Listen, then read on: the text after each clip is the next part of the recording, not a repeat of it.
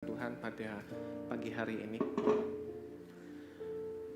Bapa di surga, kami mengucap syukur untuk segala berkat-Mu, anugerah-Mu bagi kami. Pagi ini kami bisa berkumpul, kami bisa menyembah Engkau, kami bisa beribadah. Kami sungguh mengucap syukur untuk itu semua.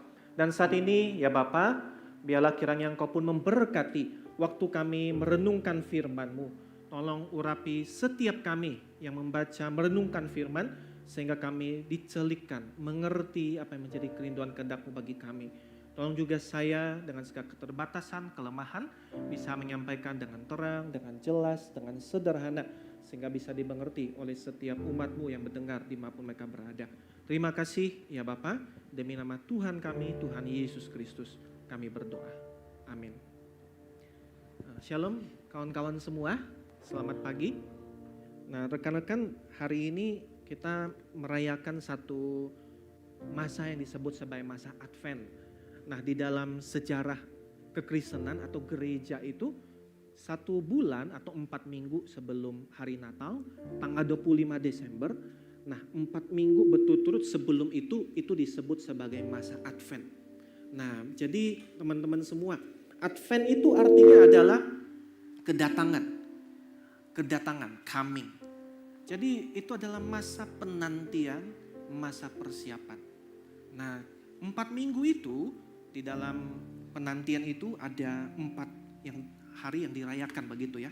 Jadi minggu yang pertama Advent itu biasanya merayakan hope gitu. Ini adalah minggu pengharapan. Lalu kemudian nanti minggu berikutnya ada peace, ada merayakan lagi minggu joy, minggu love gitu. Nah biasanya yang minggu 2, 3, 4 tuh bisa ketukar-tukar. Tapi yang pertama pasti bicara tentang hope atau pengharapan. Karena Advent itu adalah satu masa pengharapan. Penantian, menanti, menunggu. Nah teman-teman sekalian, pertanyaan sekarang begini ya. Oke, itu orang-orang Kristen zaman dulu memang nunggu Tuhan Yesus lahir. Jadi Tuhan Yesus belum lahir ke dalam dunia, maka mereka menanti-nanti menunggu gitu. Ya orang-orang Israel saat itu. Tapi kan sekarang Tuhan Yesus sudah datang 2000 tahun yang lalu. Lahir di Bethlehem. Nah lalu apa yang dirayakan di dalam masa Advent? Nah ini jeniusnya orang-orang Kristen di dalam sejarah. Mereka memiliki sebuah pemahaman yang mendalam sekali tentang doktrin, tentang Alkitab. Nah jadi rekan-rekan, di dalam masa-masa Advent itu penantian, menunggu, berharap. Bukan lagi kita menantikan kedatangan Tuhan Yesus yang dulu 2000 tahun yang lalu sudah kejadian. Tapi menantikan kedatangan Tuhan Yesus yang kedua kali, alias second coming itu. Nah teman-teman, di hari ini, minggu Advent yang pertama, kita bicara tentang satu topik yaitu The Glorious Hope on Earth.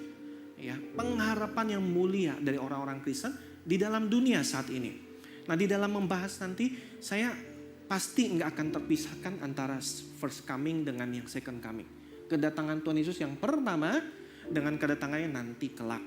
Nah itu pasti gak akan terpisahkan. Jadi di dalam waktu yang singkat itu kita akan berusaha melihat sekomprehensif mungkin. Nah nanti kita akan lihat juga relevansinya buat saya sekarang apa gitu. Yang hidup di sini dan sekarang. Oke teman-teman sekalian, saya mau ajak kita buka satu bagian Alkitab. Dari Lukas pasal 1.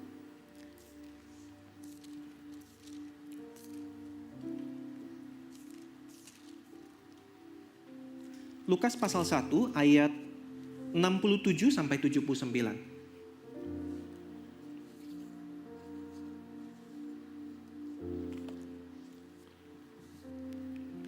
Kalau sudah menemukannya, saya akan bacakan untuk kita semua. Lukas pasal 1 ayat 67 sampai 79. Dan Zakaria ayahnya penuh dengan Roh Kudus lalu bernubuat, katanya, "Terpujilah Tuhan Allah Israel, sebab ia melawat umatnya dan membawa kelepasan baginya. Ia menumbuhkan sebuah tanduk keselamatan bagi kita di dalam keturunan Daud hambanya itu. Seperti yang telah difirmankannya sejak purbakala oleh mulut nabi-nabinya yang kudus. Untuk melepaskan kita dari musuh-musuh kita dan dari tangan semua orang yang membenci kita. Untuk menunjukkan rahmatnya kepada nenek moyang kita dan mengingat akan perjanjiannya yang kudus, yaitu sumpah yang diucapkannya kepada Abraham bapa leluhur kita, bahwa ia mengaruniai kita supaya kita terlepas dari tangan musuh dapat beribadah kepadanya tanpa takut dalam kekudusan dan kebenaran di hadapannya seumur hidup kita. Dan engkau, hai anakku, akan disebut Nabi Allah yang Maha Tinggi, karena engkau akan berjalan mendahului Tuhan untuk mempersiapkan jalan baginya, untuk memberikan kepada umatnya pengertian akan keselamatan yang berdasarkan pengampunan dosa-dosa mereka, oleh rahmat dan belas kasihan dari Allah kita, dengan mana Ia akan melawat kita, surya pagi dari tempat yang tinggi, untuk menyinari mereka yang diam dalam kegelapan dan dalam naungan maut, untuk mengarahkan kaki kita kepada jalan damai sejahtera. Oke, kawan-kawan sekalian, ini adalah bagian daripada nyanyian Natal gitu.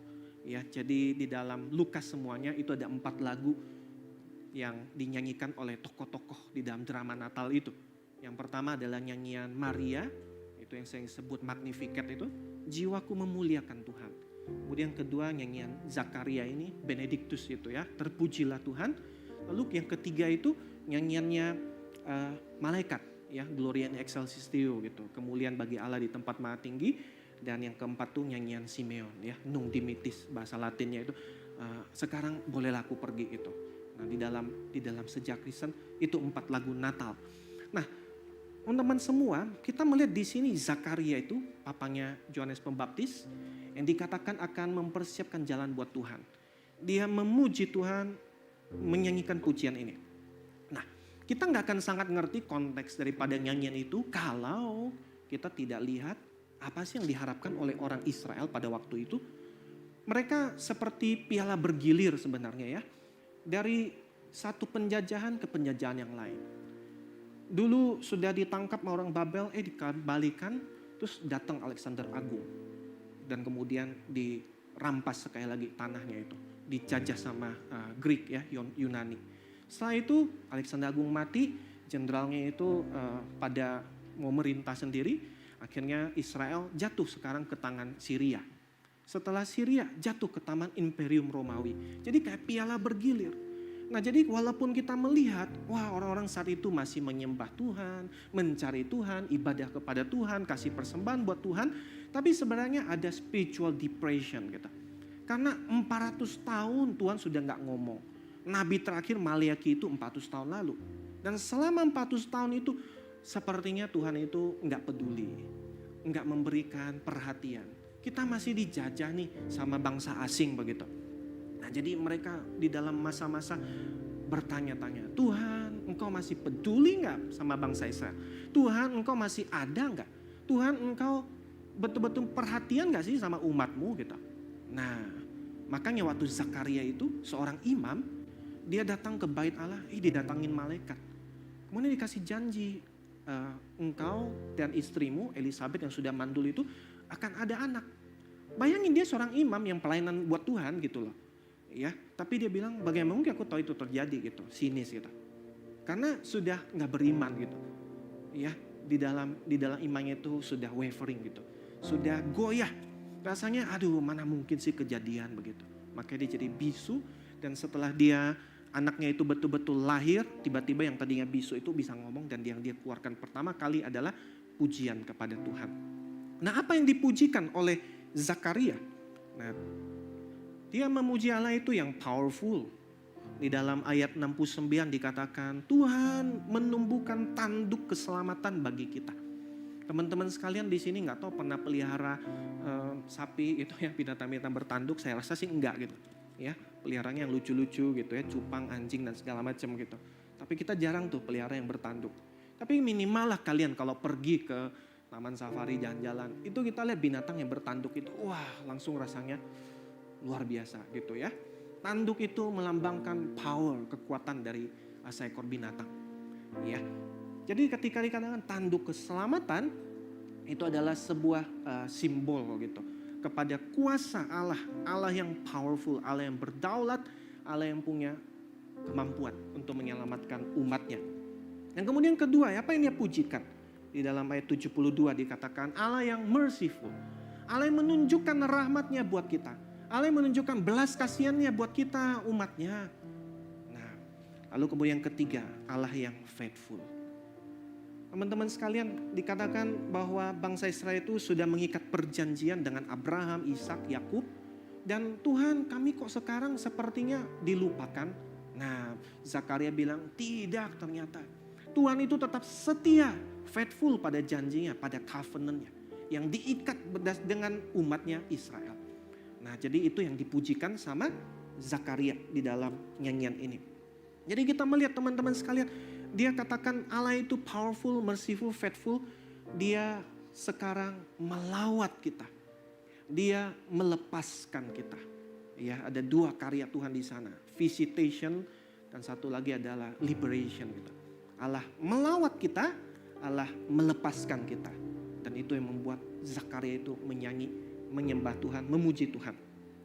Nah, persisnya bagaimana Tuhan itu melawat dan melepaskan umatnya, sekarang pertanyaannya. Ya, bagaimana caranya? Nah, teman-teman sekalian, ini yang kemudian dikatakan oleh Zakaria bahwa, hei anakku, engkau akan bukakan jalan, Yohanes Pembaptis ya, engkau akan bukakan jalan buat dia. Ya, siapkan jalan buat dia, Yesus Kristus, Mesias itu. Yang digambarkan di sini seperti surya pagi dari tempat yang tinggi. Nah, teman-teman, hari ini kita hidup di dalam dunia yang bermandikan cahaya 24 jam. Tetapi zaman dulu enggak seperti itu. Ya, orang sangat-sangat berharap kepada cahaya matahari apalagi ya. Dan di malam hari itu momen yang sangat mencekam, mengerikan. Pagi kalau misalnya pergi bepergian gitu, jalan-jalan kemana ya. Dan kalau udah malam itu serem ya. Entah kamu bisa nyasar karena nggak bisa tahu ini lagi di mana nih gitu. Atau kita bisa jadi mengalami yang namanya dirampok. Ya, bandit di mana-mana bisa datang menyerang dan malam hari kerjaan mereka gitu. Atau bisa jadi ada serangan binatang buas. Nah, sehingga orang-orang malam hari itu selalu identik dengan kengerian, mencekam, maut, serem. Dan orang-orang yang di tengah malam itu ya, ketika mereka berdiam, engkau bayangkan begitu fajar menyingsing gitu. Matahari itu terbit. Puji Tuhan. Sudah pagi. Ya, kita selamat. Kita dapat cahaya. Kita enggak lagi di dalam kegelapan. Wow, itu yang diharap-harapkan orang-orang di zaman itu. Ya, bahwa seperti surya pagi bersinar memberikan kehangatan, memberikan terang, menunjukkan saya ada di mana, memberikan saya panduan, memberikan saya rasa aman. Nah, seperti itu kedatangan Yesus Kristus ke dalam dunia sebagai fajar yang menyingsing itu. Nah, di dalam Alkitab maka berulang kali kita lihat bahwa Tuhan Yesus Kristus itu digambarkan seperti cahaya atau terang yang masuk ke dalam dunia. Di dalam Yohanes pasal yang pertama dikatakan seperti ini, terang yang sesungguhnya, ya, the true light yang menerangi setiap orang sedang datang ke dalam dunia. Yesus Kristus adalah terang dunia, masuk ke dalam dunia, menunjukkan, mengingkapkan setiap kita yang ada di dalam kegelapan itu. Dan dia bukakan, dia singkapkan. Di dalam ayat 77 sampai 79, perhatikan keyword di sana teman-teman. Dikatakan bahwa di sana akan ada pengampunan dosa. Kemudian akan ada orang-orang yang di dalam naungan maut mengalami kelepasan. Kita yang di dalam kegelapan. Ini bicara hal-hal yang sifatnya spiritual. Bahwa manusia di dalam kungkungan dosa sehingga akan mengalami maut, kematian. Tetapi Yesus Kristus datang melepaskan kita dari sana. Sehingga kita nggak muter-muter terus di dalam dosa dan akhirnya masuk ke dalam maut. Terpisah dari Allah selamanya. Nah teman-teman, maka kalau kita perhatikan ya, simbol di dalam masa-masa Natal itu adalah lilin, lampu, ya, kelap-kelip terang, benderang gitu. Itu karena simbol daripada Yesus Kristus sebagai terang dunia. Maka the spirit of Christmas is the spirit of enlightenment. Ya, bukannya entertainment. Kita kalau ngerayain Natal bagaimana tuh? Mungkin kita rayain, wah seneng nih ya, pada bisa shopping gitu. Ini pada banyak diskon akhir tahun begitu. Atau saya bisa pergi jalan-jalan kemana, pergi ke mall gitu ya, lagunya sudah lagu-lagu yang riang. Dan saya bisa asik tuh untuk belanja dan segala macam. Dan kita datang ke gereja ya, ini jujur aja teman-teman ya. lebih senang datang pas minggu-minggu biasa atau pas Natal? Gitu.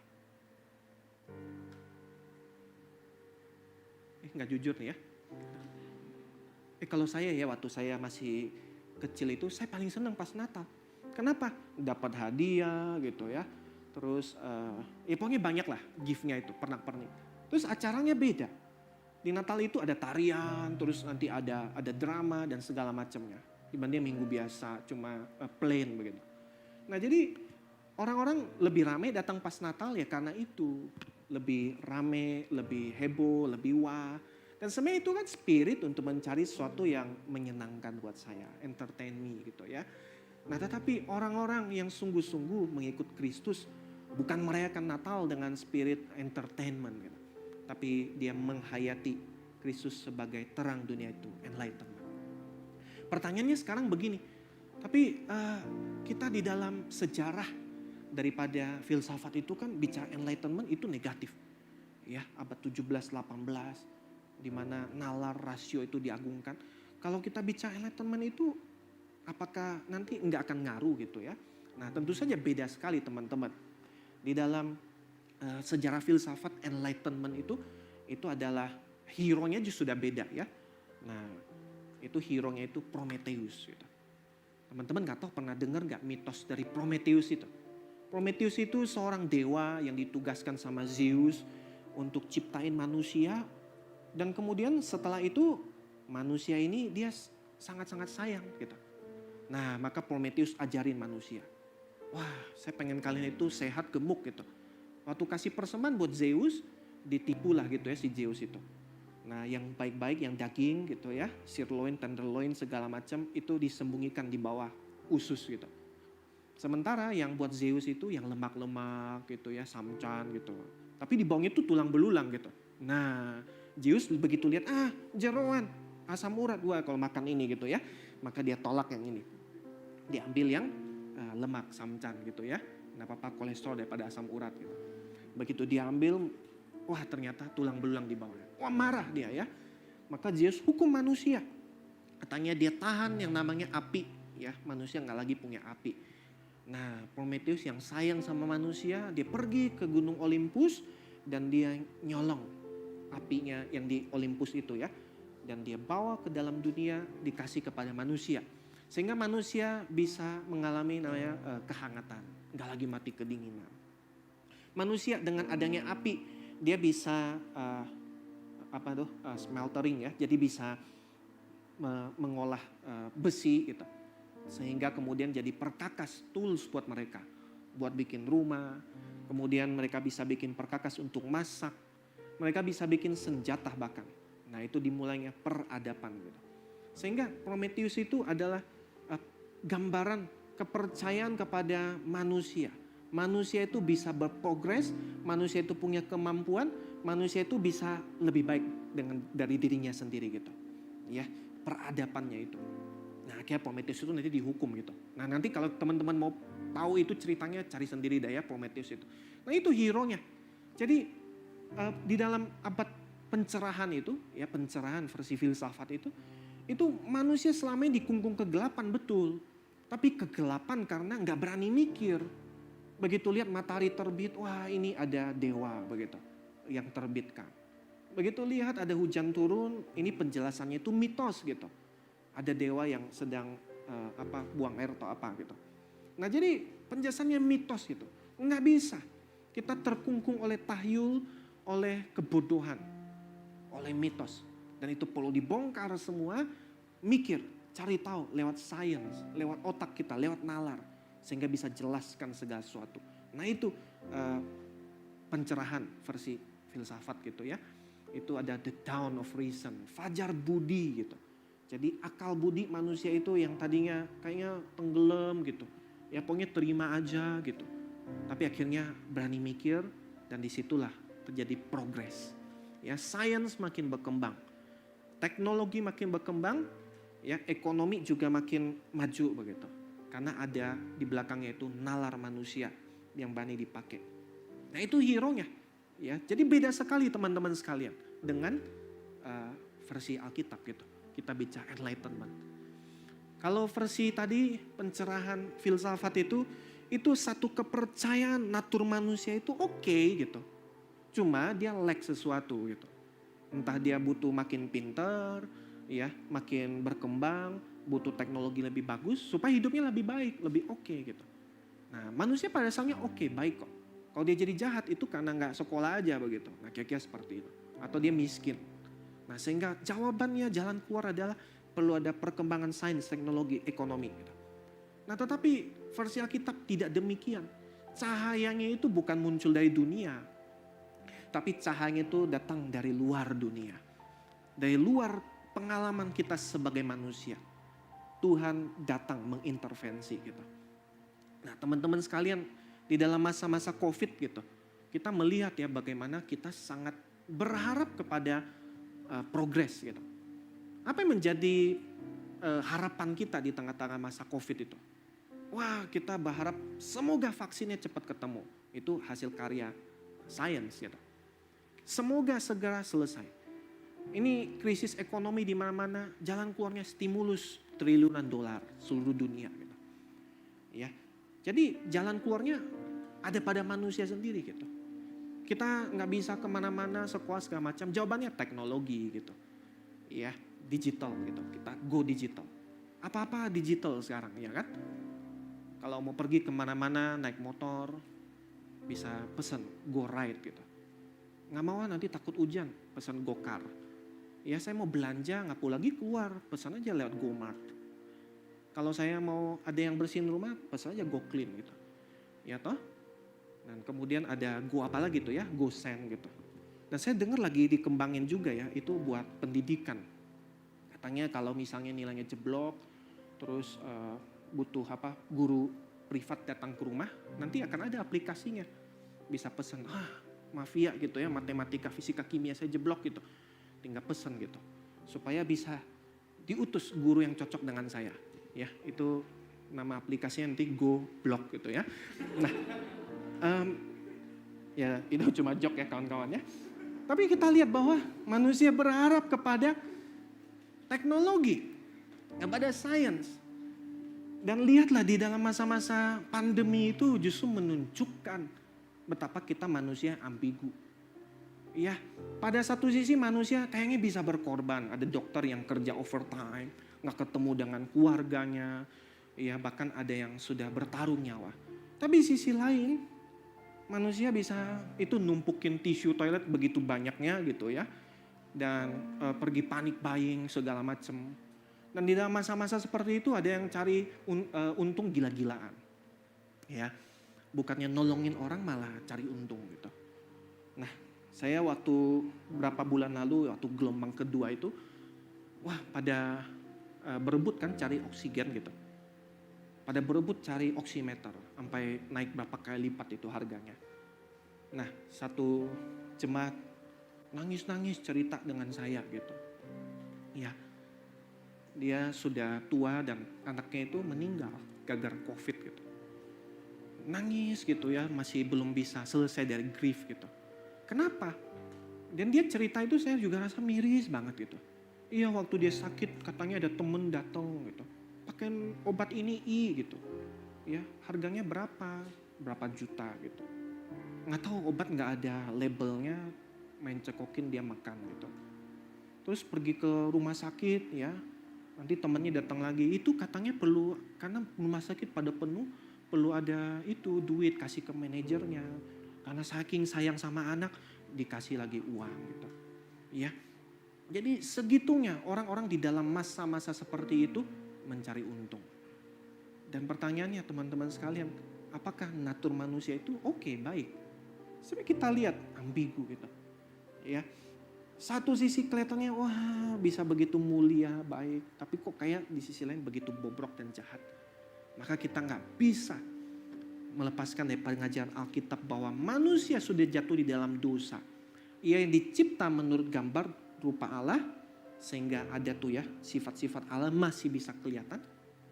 Tapi karena saking rusak sama dosa, kita lihat ada cerminan sebaliknya, begitu bobrok dan jahat. Dan Tuhan Yesus Kristus datang ke dalam dunia untuk memberikan kelepasan bagi kita semua. natur yang baru bagi kita. Bukan lagi dikungkung oleh kegelapan dosa yang akhirnya ujungnya maut, tapi dia memberikan pemulihan bagi kita semua. Nah teman-teman, sekarang problemnya begini. Oke, Lause atau William, saya percaya Tuhan Yesus, tapi ini 2000 tahun nih. Somehow saya tetap lihat tuh efek-efek daripada dosa. Nah disitulah kita mengatakan Tuhan Yesus Kristus first coming itu sudah menyelesaikan core problemnya, yaitu masalah dosa. Sehingga orang yang di dalam dia bisa memiliki natur yang baru. Tetapi belum sampai kepada perfection, ya, atau consummation itu. Itu nanti waktu Tuhan Yesus datang kedua kalinya, baru dia akan jadikan segala sesuatu baru. Nah kita akan lihat beberapa bagian di dalam second coming secara cepat teman-teman. Di dalam Wahyu pasal 21 ayat 1 sampai 5. Ya dikatakan seperti ini, aku melihat langit yang baru dan bumi yang baru. Sebab langit yang pertama, bumi yang pertama telah berlalu dan laut pun tidak ada lagi. Dan aku melihat kota yang kudus, Yerusalem yang baru, turun dari sorga dari Allah, berhias bagaikan pengantin perempuan yang berdandan untuk suaminya. Lalu aku mendengar suara yang nyaring dari tahta itu berkata, lihatlah, kemah Allah ada di tengah-tengah manusia dan ia akan diam bersama-sama dengan mereka. Mereka akan menjadi umatnya dan ia akan menjadi Allah mereka. Dan ia akan menghapus segala air mata dari mata mereka. Dan maut tidak akan ada lagi. Tidak akan ada lagi perkabungan, ratap tangis, duka cita. Sebab segala sesuatu yang lama itu telah berlalu. Ia yang duduk di atas tahta itu berkata, lihatlah aku menjadikan segala sesuatu baru. Nah rekan-rekan sekalian, Tuhan Yesus Kristus ketika dia akan datang kembali, itu bukan bicara tentang kita percaya Tuhan masuk surga, senang-senang selamanya. Itu terlalu cetek kita ya pemahaman pengharapan kita kalau cuma sebatas itu. Yesus Kristus ketika dia datang kembali, dalam Wahyu pasal 21 itu ada 3 hal kita lihat ciri realitas baru yang akan dia datangkan itu. Ada pembaharuan, renewal segala sesuatu. Kemudian ada persekutuan yang erat di dalamnya. Ya, aku akan menjadi Tuhan mereka dan mereka akan menjadi umatku. Ya, mereka akan bersama-sama dengan aku selama-lamanya. Kemudian yang ketiga ada comfort di sana, penghiburan. Ya, luka dan duka akan lenyap dari muka kita semua. Ratapan akan menjadi tarian. Tangisan kita akan menjadi puji-pujian. Itu yang pertama. Terus yang kedua rekan-rekan semua, kita melihat di dalam Wahyu pasal 21, ya, ayat 22 sampai 23. Aku tidak melihat bait suci di dalamnya sebab Allah Tuhan yang Maha Kuasa adalah bait sucinya. Demikian juga anak domba itu. Kota itu tidak memerlukan matahari dan bulan untuk menyinarinya sebab kemuliaan Allah menerangi dan anak domba itu, Yesus Kristus adalah lampunya. Yaitu langit bumi baru. Dan ini kita lihat motif yang sama. Yesus Kristus sebagai terang dunia. Dulu sudah datang, kelak akan datang lagi. Menjadikan segala sesuatu baru, menerangi segala sesuatu. Dan ini bagian favorit saya. Ya, Wahyu pasal 7 ayat 9 sampai ayat 10. Aku melihat sesungguhnya satu kumpulan besar orang banyak yang tidak terhitung banyaknya dari segala bangsa, suku, kaum dan bahasa berdiri di hadapan tahta dan di hadapan anak domba. Memakai jubah putih, memegang daun palem di tangan mereka dan dengan suara nyaring mereka berseru, keselamatan bagi Allah kami yang duduk di atas tahta dan bagi anak domba. Wow teman-teman semua. Ya, hari ini di dalam masa-masa COVID bukannya manusia bersatu tapi malah makin terpecah-pecah. Saya ingat tahun lalu bulan Mei di dalam masa-masa begitu berat, ternyata di daerah barat sana teman-teman pasti tahu isu bagaimana George Floyd itu mati di bawah tengkuknya polisi dan setelah itu kerusuhan di mana-mana. Manusia terpecah oleh masalah ras, masalah suku bangsa gitu. Tetapi satu waktu teman-teman, ya di dalam sorga nanti kekekalan itu ada yang namanya perkumpulan orang besar dari berbagai suku, kaum, bangsa, bahasa, generasi dan bersama-sama memuji Tuhan. Maka saya yakin dan percaya orang yang rasis itu kayaknya nggak betah tuh di surga gitu. Ya, karena ya nggak tahan gitu, karena ada sesamanya yang beda itu. Dan teman-teman semua, ini adalah satu pengharapan yang kokoh bagi kita semua. Ya, kita perlu ada mindset begini nih ya teman-teman ya. bahwa kita jangan jadi orang yang terlalu duniawi sampai-sampai kagak betah. Nggak bisa tuh masuk surga. Saking duniawinya. Tapi juga jangan sebaliknya. Mikirnya surga mulu gitu ya. Sampai kagak peduli lagi dengan dunia, nggak ada guna di dunia. Nah, orang Kristen bukan dua ekstrim itu. Ya, kita punya satu pengharapan di masa yang akan datang. Tetapi pengharapan itu memberikan saya sebuah dorongan, motivasi untuk berkarya, bekerja di tengah-tengah dunia. Nah, saya cepat kawan-kawan, sebagai penutup ya, 5 hal. Bagaimana kita hidup di dalam pengharapan? Yang pertama adalah kita memiliki yang namanya, kita hidup di dalam sebuah penyembahan, ibadah yang secara konsisten gitu. Penyembahan itu bukan kelihatan di dalam seminggu sekali. Ya, ciri tanda kamu berpengharapan itu adalah engkau worship passionately. Dan itu bukan kelihatan cuma seminggu sekali, tapi setiap detik dalam hidupmu itu sebagai wujud worship gitu. Penyembahan kepada Tuhan. Dan kemudian yang kedua, yaitu engkau berjaga-jaga.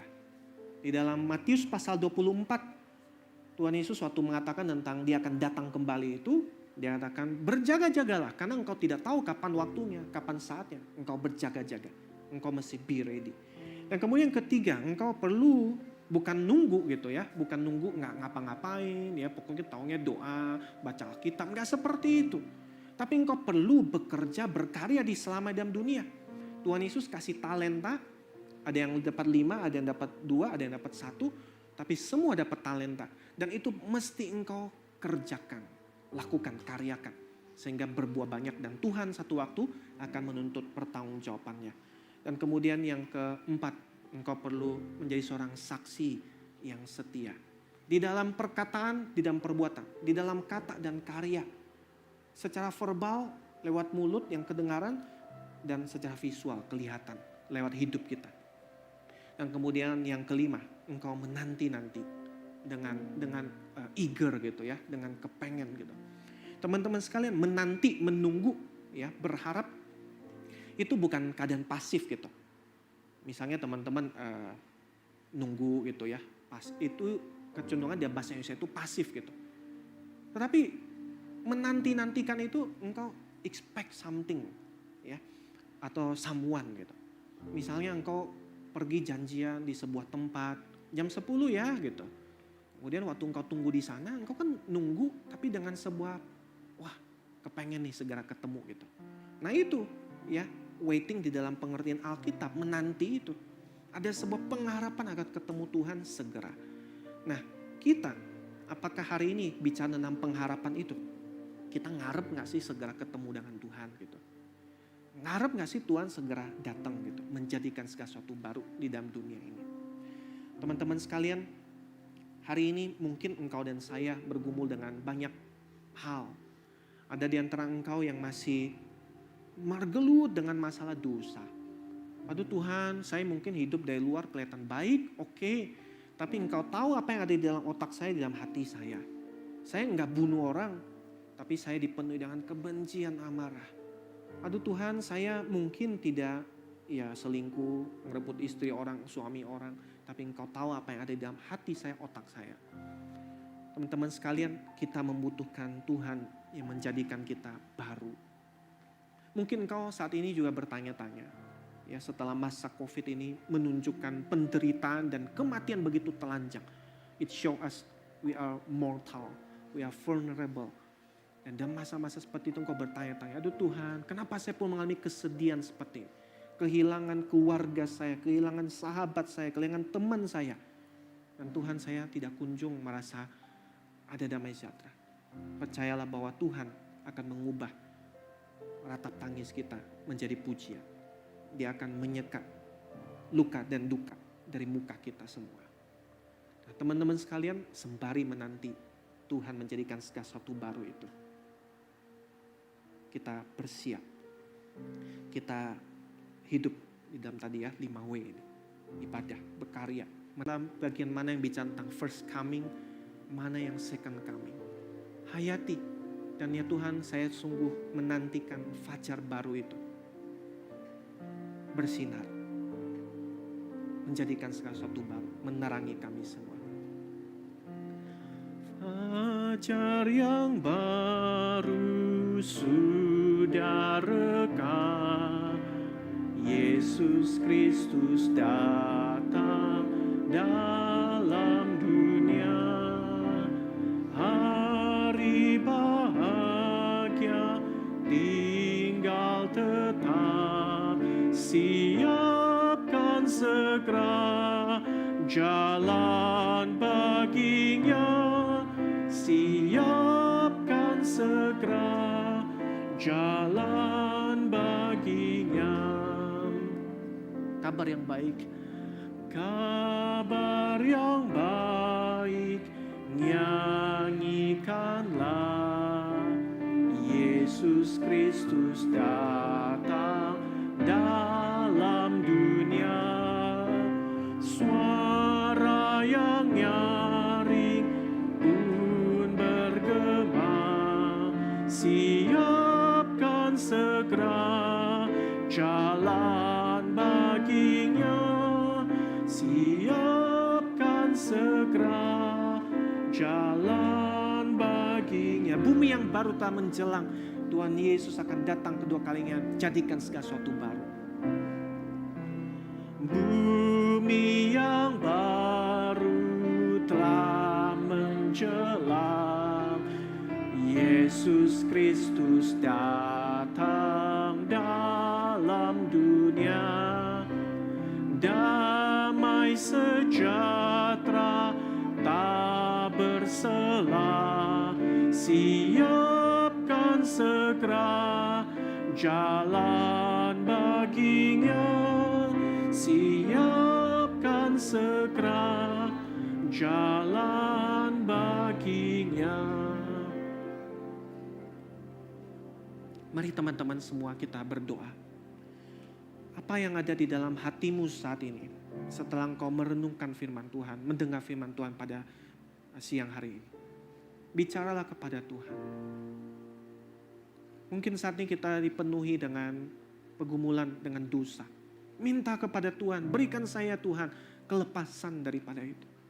Mungkin kita saat ini dipenuhi dengan merasa menderita, mengalami ketidakadilan. Kalau kita merasa bahwa kita dipenuhi dengan kesedihan, mintalah Tuhan, harapkan Dia, jadikan segala sesuatu baru. Tuhan, aku percaya satu waktu Engkau akan menjadikan segala sesuatu baru. Aku percaya Tuhan, ada fajar yang baru yang sudah rekah bagi jiwaku yang gelap, suram, kelam ini ya Tuhan. Berdoalah pada Tuhan.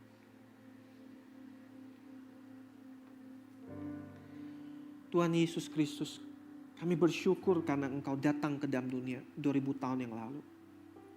Kami bersyukur karena Engkau telah mati di atas kayu salib, memberikan kami hidup yang baru. Siapa yang dalam Kristus ada ciptaan baru. Kami percaya itu ya Tuhan. Dan kami percaya kami sudah mencicipi itu semua ya Tuhan di sini dan sekarang. Dan kami akan mengalami kesempurnaannya kelak ketika Engkau datang kembali kedua kalinya.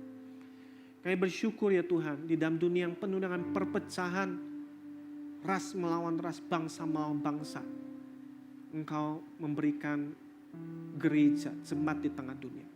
Sehingga orang-orang dari berbagai culture, berbagai ras bisa bersama-sama berkumpul, menyembah Tuhan, beribadah pada Tuhan.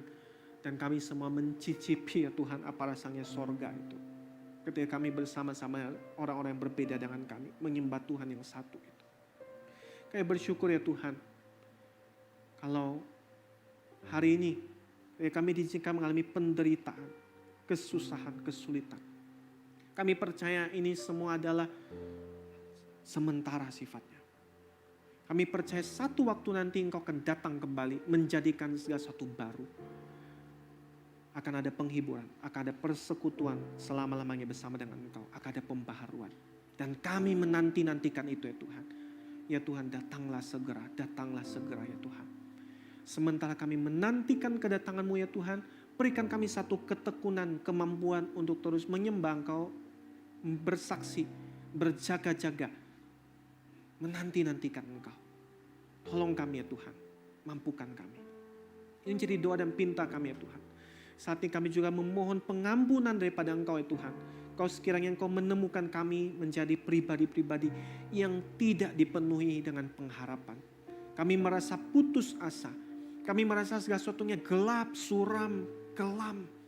Kami merasa ya Tuhan terkungkung dalam kegelapan. Seakan-akan tidak ada jalan keluar bagi kami. Bahkan mungkin berulang kali kami mikirkan kami ingin mati saja.